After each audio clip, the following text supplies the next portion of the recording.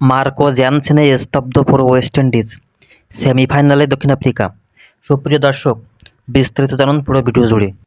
গত রাতে England semifinal নিশ্চিত করায় আজকের দক্ষিণ আফ্রিকা বনাম ওয়েস্ট ইন্ডিজের ম্যাচটি ছিল দুই দলের পক্ষেই ডু আর ডাই ম্যাচ।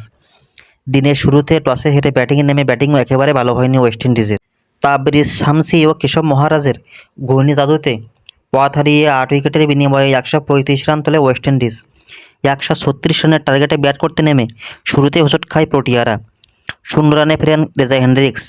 বৃষ্টি বিঘ্নিত ম্যাচে শেষ পর্যন্ত ম্যাচে নেমে আসে 17 ওভারে এবং নতুন টার্গেট দাঁড়ায় 123 রান তাড়া করতে নেমে মার্ক রাম স্টাফস জুটি বেশ অনায়াসে জয়ের দিকে এগোচ্ছিলেন।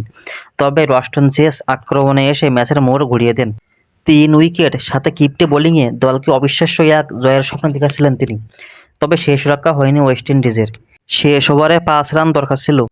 শেষ ওভারের প্রথম বলে বিশাল এক 6 মেরে ওয়েস্ট ইন্ডিজকে স্তব্ধ করে দিয়ে দক্ষিণ আফ্রিকাকে সেমিফাইনালে তোলে মার্কো জ্যানসেন।